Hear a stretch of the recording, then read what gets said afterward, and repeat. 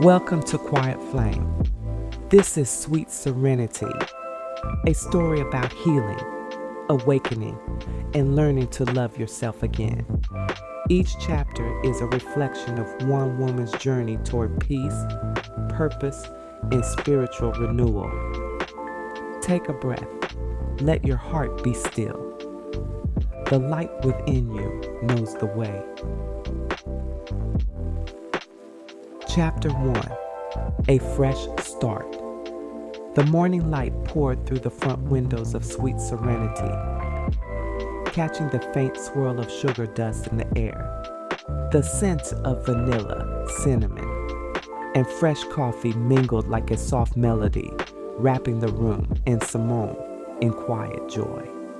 Her mornings always began this way, calm, steady, and fragrant with possibility. The bakery had become her heartbeat, her proof that life could start over at 42 and still feel brand new. Simone's twins, Marcus and Maya, were off thriving in college, their laughter now something she carried through text messages and FaceTime calls. Her ex-husband, David, had remarried a younger woman, fathered a bright-eyed little boy, and settled into a peace she once thought impossible for them both. Their marriage hadn't lasted, but the friendship that rose from the ashes had surprised her most. Time, it seemed, had its own gentle way of mending. By noon, the hum of chatter and espresso machines had mellowed into a slower rhythm. Simone slipped off her apron, tucked a few loose curls behind her ear, and decided to steal away an hour for herself. Her spin class, the one thing that always left her feeling light, strong, and present, was calling. The city met her with its usual pulse. Storefronts buzzed with weekend traffic.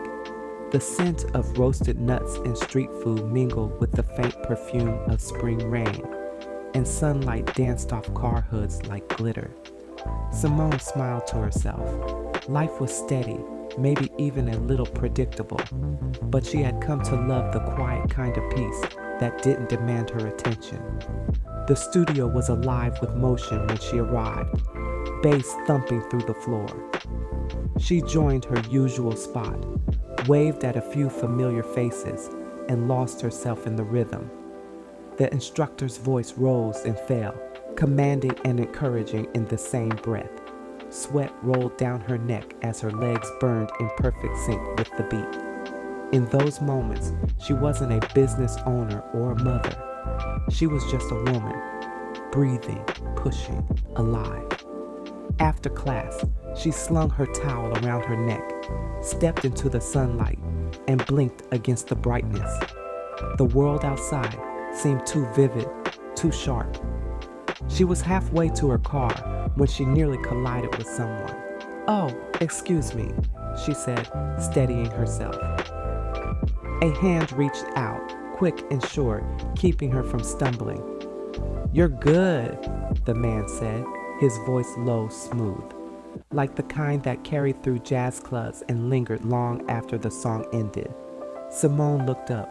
He was tall, maybe late 30s, with eyes the color of warm coffee and an easy confidence that felt familiar somehow. "No problem at all," he continued, handing her the water bottle she hadn't even realized she dropped. "You must be Simone." Her brow lifted in surprise. "Do I know you?" He chuckled, shaking his head. "Not yet. I'm Miles. Word around town is your bakery's the reason I can't fit into my old jeans." Simone laughed, a real one from the chest. "Well, that's good to hear. I'll take the blame for that any day." "I've been meaning to stop by," Miles said, a smile tugging at the corner of his mouth.